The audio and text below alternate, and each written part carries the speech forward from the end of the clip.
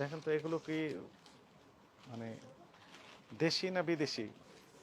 আপনাদের নামে একটা অভিযোগ ছিল এবং নোটিশ জারি করা ছিল, জিপি করে চিঠি দেওয়া হয়েছে। নোটিশটা নিশ্চয় পেয়েছেন আপনারা, পেয়েছিলেন? পেয়েছেন তো আপনারা কোনো ফিডব্যাক দেন, মানে উপস্থিত হন নাই কেন? এই যে নোটিশ, মূল অভিযোগটা আপনারা তো দেখেছেন। দেখেন আপনাদের তো চিঠি দেওয়া, নোটিশ দেওয়া হয়েছে, এখানে সব তথ্য আছে।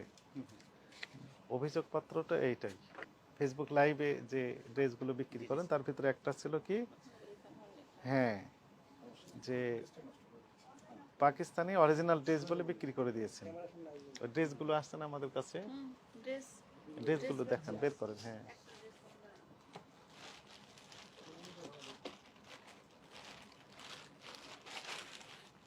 দেখেন তো এগুলো কি মানে দেশি না বিদেশি? আবার বিদেশি যদি হয় এটি পাকিস্তানি কিনা একটু দেখে বলেন। আপনি বলেন, হ্যাঁ এটা কি কোন দেশের ড্রেস? এটা সেটা পাকিস্তানি সাদাবাহার, জি সাদাবাহার ব্র্যান্ড পাকিস্তানি। একদম অরিজিনাল পাকিস্তানি। এটা বুঝে বলছেন না না বুঝে বলছেন? জি স্যার, কটনের উপর পাকিস্তানি একটা ফেব্রিকের উপর আমাদের। এটা পাকিস্তানি, তৈরি কোথায় দেখে বলেন আপনি। লোকালি তৈরি না পাকিস্তানেরই তৈরি? সেলাইগুলো দেখে বলেন, অথবা এক্সপার্ট যিনি ওনাকে ডাক দিতে পারেন, আপনাদের ভিতর তো এক্সপার্ট আছেন নিশ্চয়। এখানে কেউ এক্সপার্ট আছেন না? ওনাকে ডাকেন, উনি এসে বলুক।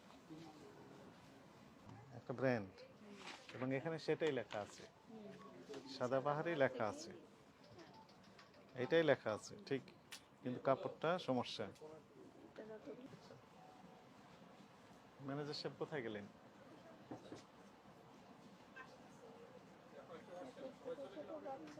সবাই চলে যাচ্ছেন? ম্যানেজার সাহেব কোথায় গেলেন? আজ কাছে আসেন, ভিতরে আসেন। সেলসে আপনারই তো দরকার, আপনি এখানে ভেরিফাই করে আমাদের বলেন।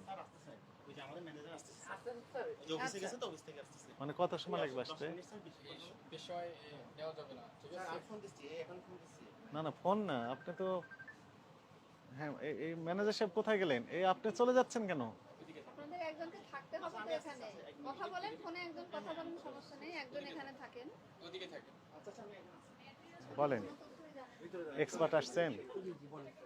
এক্সপার্ট আপনি বলতে পারবেন না? সমস্যা নেই, কথা বলতেছি। বলেন, এটা কোন দেশের? এটা এটা পাকিস্তানি সাদাবাহার স্যার। পাকিস্তানের ড্রেস, সেলাই কোথাকার? এটা পাকিস্তানি স্যার, আমাদের টোটালি পাকিস্তানি আনা। মানে এইভাবেই এসেছে পাকিস্তান যেভাবে আসতে হবে এভাবে আসছে। এখন অভিযোগকারীর বক্তব্য যে এই ড্রেসটি পাকিস্তানের নয়, ঠিক আছে। অভিযোগকারীর। এখন পাকিস্তানি থেকে নিয়ে আসছেন আপনারা, একটু প্রমাণগুলো একটু দেখান, কাগজপত্র একটু দেখান। এটা আমাদের স্যার অফিস স্যার, সরি, সব ডকুমেন্টসগুলো এটা আমাদের পারচেজ করা হয় অনলাইনে, আমাদের লোক থাকে তো, হ্যাঁ অনলাইনে পারচেজ করা হয়, হ্যাঁ, সেটা আমাদের অফিসে সম্পন্ন দায়িত্ব। আমাদের এখানে প্রোডাক্ট আনা হয়, আমরা সেল করি, ম্যাম নিজে পারচেজ করে তো। হ্যাঁ, মানে এখানে কোনো কাগজপত্র নেই? আমাদের স্যার সব ডকুমেন্টস একটা নির্দিষ্ট জায়গায় রাখা হয়েছে স্যার। হ্যাঁ, এটা আমাদের অলরেডি আমাদের হেড অফিসে আছে, ওখান থেকে আমরা ফোন দিচ্ছি, সমস্যা নেই, কথা বলতেছি, সমস্যা নেই। মানে একটু ডকুমেন্ট দেখাতে হবে আমাদের। জি অবশ্যই দেখাবো, সমস্যা নেই। এবং জি জি। কয় তারিখে নিয়ে আসছেন সে চালানের কপি, ঠিক আছে, ইম্পোর্ট করেছেন তার সকল ডকুমেন্ট দেখাতে হবে আমাদের, ঠিক আছে। এবং একই সাথে কার কার কাছে বিক্রি করেছেন, কতগুলো, এই তথ্য আমাদের দেখাতে হবে। কাগজ নিয়ে আসতে কথা বলছেন না, ফোন দিয়ে বলতে হবে। কাগজ দেখান আমাদেরকে, কাগজ যেখানে আপনার সেল সেন্টার সেখানে কোনো ডকুমেন্ট থাকবে না?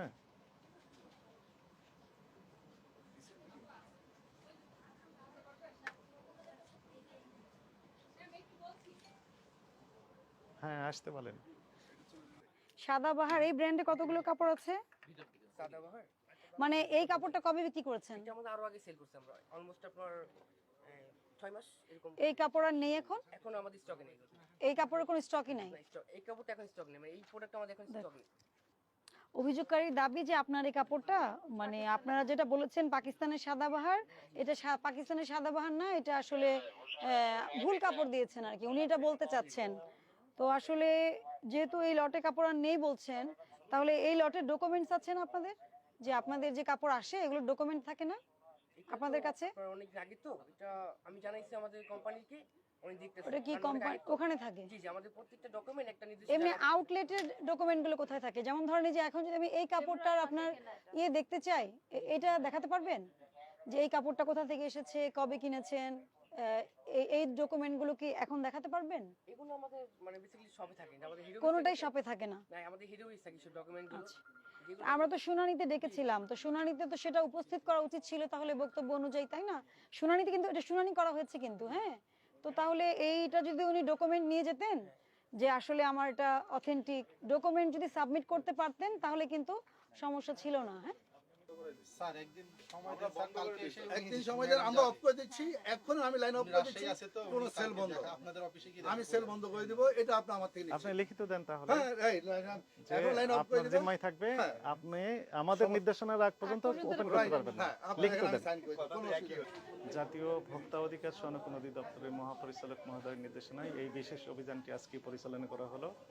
তো জাতীয় ভোক্তা অধিকার সনদ অধিদপ্তরের যে সিসিএমএস যে সফটওয়্যার রয়েছে, এর মাধ্যমে বেশ কয়েকটি অভিযোগ এসেছে এই প্রতিষ্ঠানের বিরুদ্ধে যে পাকিস্তানি ড্রেস তারা অনলাইনে বিক্রি করে, কিন্তু ডেলিভারি দেওয়ার সময় ঠিক তারা দেশি যে ড্রেস সেগুলো পাকিস্তানি নামে বিক্রি করে আসছে দীর্ঘদিন যাবত, এবং শত শত কাস্টমার এরকমভাবে প্রতারিত হচ্ছেন।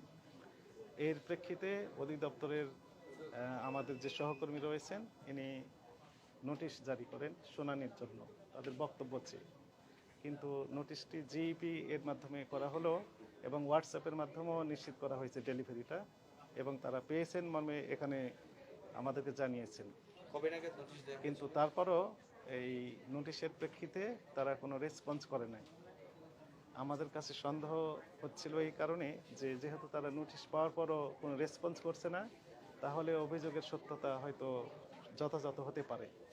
এই প্রেক্ষিতে সরাসরি আমরা এই দোকানে তদন্ত করার জন্যই মূলত এসেছিলাম যে আসলে অভিযোগের সত্যতা কতটুকু। এখানে এসে অ্যাসিস্ট্যান্ট ম্যানেজার ছিলেন 2 জন, তারা বলছেন যে এটি পাকিস্তানি ড্রেস, এর সপক্ষে যে কাগজপত্র আমরা চেয়েছি কোনো কাগজ তারা এখনও দেখাতে পারে নাই, শুধু বলছেন যে কাগজপত্র আছে তাদের হেডকোয়ার্টার বনানী শাখায়। তো এই জন্য আমরা বললাম যে ঠিক আছে, তাহলে বনানী শাখায় যেহেতু আছে তাহলে আপনি এই কাগজপত্র সহ আমাদের অফিসে দেখান যে ইম্পোর্টের যে কাগজ পাকিস্তানি ড্রেসের সপক্ষে সেগুলো দেখাতে হবে। একই সাথে তারা কেন শুনানিতে অনুপস্থিত ছিল বা রেসপন্স করে নাই সেই ব্যাখ্যাটাও তাদেরকে দিতে হবে, এবং কতগুলো কাস্টমারের কাছে এই ড্রেস বিক্রি করেছে এবং তাদের ইম্পোর্ট প্রাইস কত ছিল, তারা কী পরিমাণ লাভ করছে, এই বিস্তারিত তথ্য আগামী দিন সকালে অধিদপ্তর উপস্থিত হয়ে ব্যাখ্যা দেওয়ার জন্য নির্দেশনা দেওয়া হলো। জনস্বার্থে আমাদের এই ধরনের অভিযান অব্যাহত থাকবে। Thank you. আর যে দোকান বন্ধ করার বিষয়টা তো হ্যাঁ। মানে সেইটা আপনারা সাময়িকভাবে বন্ধ করলেন কিনা বা সেটা হ্যাঁ, যেহেতু তারা কোনো রকমের কোঅপারেট করছে না, তাদের কাছে কোনো ডকুমেন্ট নেই, তাদের সপক্ষে যে কাগজপত্রগুলো থাকার কথা ছিল সেগুলো নেই। একই সাথে আমরা ট্রেড লাইসেন্স দেখলাম এই প্রতিষ্ঠানের নামে শুধু তৈরি পোশাক বিক্রেতা হিসেবে তারা ট্রেড লাইসেন্স নিয়েছে, অথচ তারা এখানে কসমেটিক্স সহ অন্যান্য পণ্য বিক্রি করছে। এই সকল কারণে এই প্রতিষ্ঠানটি জনস্বার্থে পরবর্তী নির্দেশনা দেওয়া পর্যন্ত সকল প্রকার বিক্রয় কার্যক্রম বন্ধ রাখার নির্দেশনা দেওয়া হয়েছে, এবং এই মার্কেট কমিটির যে সেক্রেটারি সাহেব রয়েছেন এনারা আমাদের কাছে কমিট করেছেন যে না, এটি নিশ্চিত বন্ধ করার জন্য যে পদক্ষেপ সেটি ওনারা নেবেন, এবং আমাদের নির্দেশনার বাইরে এই দোকানটি ওপেন করা যাবে না মর্মে আমাদের কাছে কমিট করেছেন। শুনানিতে উপস্থিত হলো তো আপনারা বাদ বাকি জিনিসগুলো খতিয়ে দেখবেন যে খতিয়ে দেখার পর তারপর আমরা চূড়ান্ত সিদ্ধান্ত জানিয়ে দেব। ধন্যবাদ।